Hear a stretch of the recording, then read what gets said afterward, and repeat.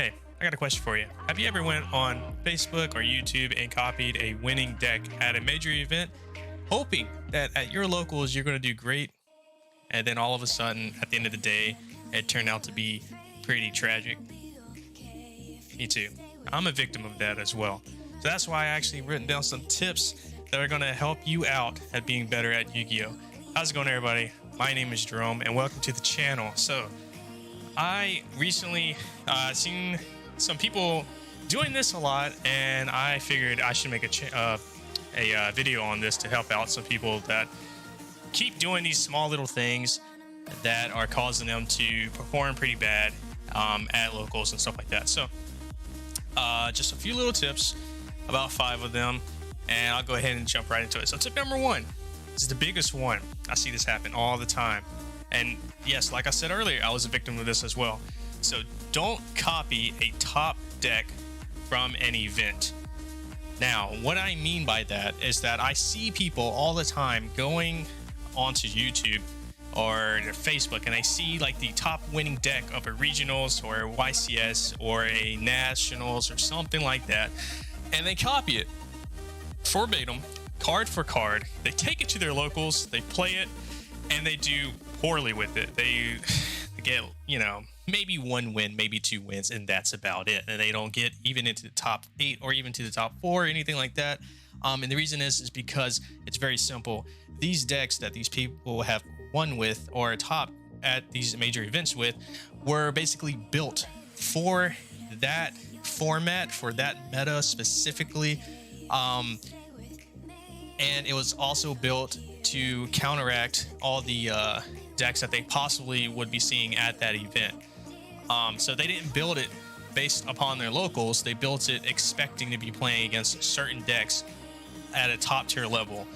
And that is the problem that I'm seeing. And that's the problem that I did a long time ago. Like when I was a teenager, when I first started playing competitively, I would do that. Now, there's nothing wrong with watching these videos and seeing their deck profiles to get an idea of what to do, or to see what kind of tech cards or that you could put in and stuff, and to hear their thought process of what they played.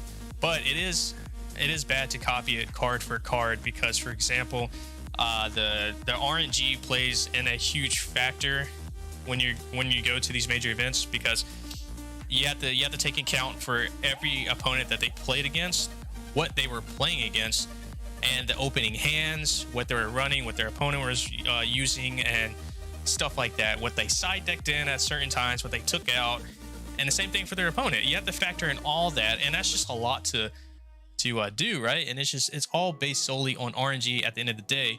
So that's why you shouldn't just copy it all together, because at your locals, are you going to run into the same exact deck builds that person did? Are you going to run into the same exact hands? Are you going to run into the same exact order that they did with who they played against?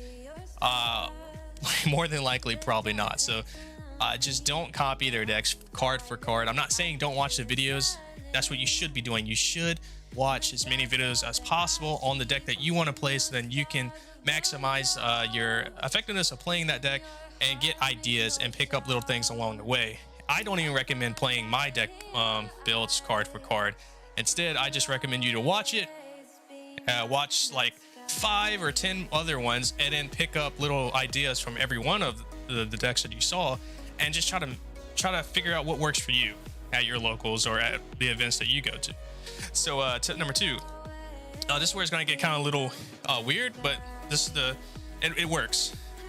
So I wrote down same color sleeves for every deck. Now, I know that sounds a little weird. Why would you run the same card sleeves for every deck? The reason is because there are going to be people at your locals that see you every time that you come in, and they pay attention to small little details that you do. So they'll pay attention to what card sleeves you use for your decks. There's people out there that will color coordinate their decks. There's people that play like fire decks, and they'll put it in red sleeves, and they'll play like a dark deck and it's in black sleeves, right?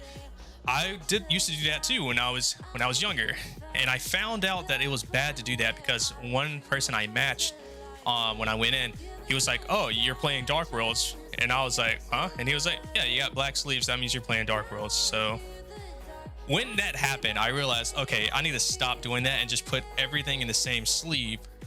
So then not only it just makes it easier too, because say if your sleeve, one of your cards are in another deck, you can just swap it over to another deck without actually taking it out of the sleeve and putting it in another sleeve and doing all that process. Um, but people will pay attention to small little details like that. Like right now at one of the locals I go to, if someone comes in and I see them take out a certain deck, I'm pretty sure I know right off the top of my head what deck that is, because they color coordinate their decks, and that I think is just it's fine if you go to like a regional zone because no one's going to know. But if you go to a locals every single week, people are going to pick on that. They're going to sit there and say, "Oh, you're playing, you're playing Dragon Links because your sleeves are in green." You always do that. So it's probably smart to just change it up. So the next one kind of ties into that is to play multiple decks. Not only will this help you be a better player because you're understanding how every deck works and the ins and outs of it, and what's the pros of it and what's the cons, how to beat it, how to where's the choke points in the deck, stuff like that you can hit with your hand traps and counters and all that kind of stuff, right?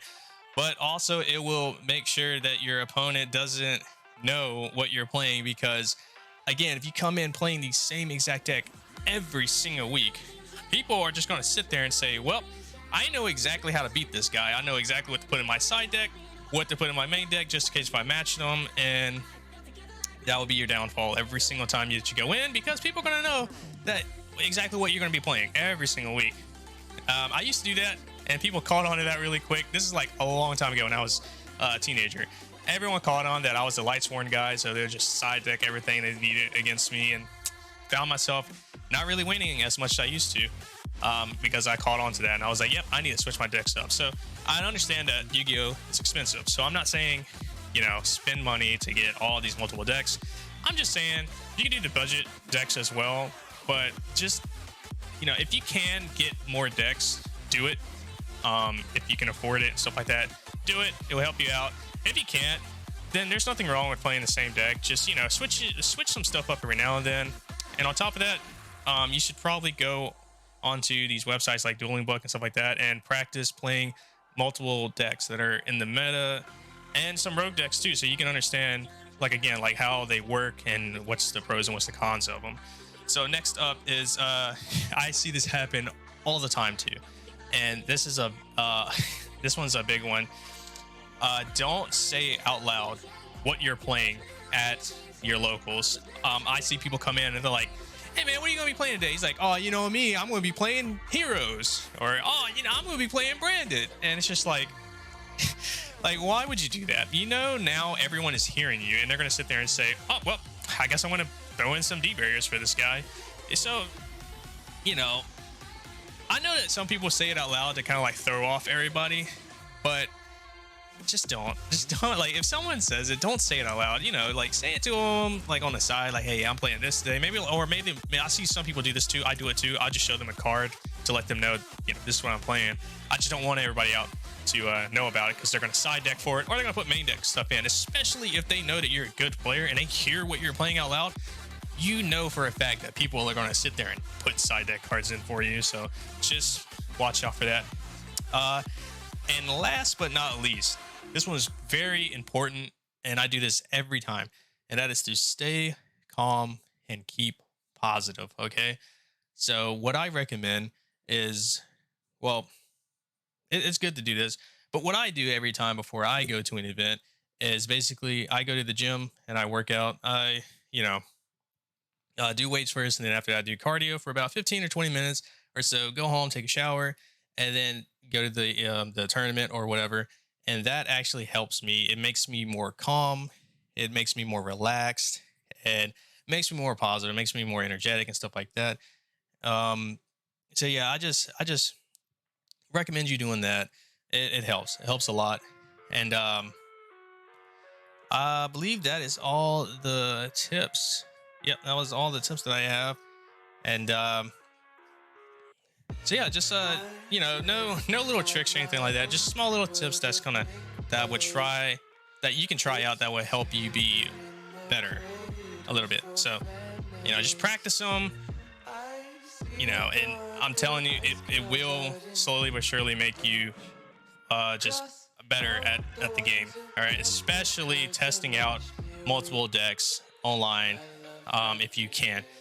Um, Next, I want to talk about before I end this video is I keep getting this asked all the time when I go to tournaments, stuff like that. I even had a comment in one of my videos about this, and it was, where do I get my mats from? Because I don't know, I'm pretty sure you guys seen two of my mats. I had a Master Duel mat, and I also had a Toon World mat on here, and they were both made out of cloth. They were both cloth mats for 2 players. They're pretty expensive. They're about $60 a piece, and I had a lot of people asking me where did I get those from. I also have this mat right here that I don't really play on that much, but I'm gonna start playing on it. But try to see if you guys. There you go. It's a 2-player mat. I just don't have it all the way out, but it's a 2-player cloth mat. So where I get this one from, I got this one from Pyramid, and I got the other 2 mats from Imperium Duelist. No, I am not sponsored by them, or do I have any creator codes or anything like that to get you a discount. I wish I did, because that would be pretty cool, but you know, I'm a small channel, this is new, so maybe one day, hopefully one day I can do that, but until then, that's just where I get them from. And I typically just get like the $60 ones. You don't have to get the higher end ones. You know, just get whatever you like. Go check them out. I'll put them in the description down below, so you guys can go check out those websites and see all the products they have. I think Imperium Duelist does more than just the mats. They do like deck boxes and sleeves, stuff like that as well. So just check them out. And Pyramid does like Pyramid sells out really quick, and they do like a bunch of different signs, but they will sell out really fast. So you have to be on top of on their designs when they release them, stuff like that. But other than that, I hope you all have a great and wonderful day, and I will see you all in the next video. All right, peace.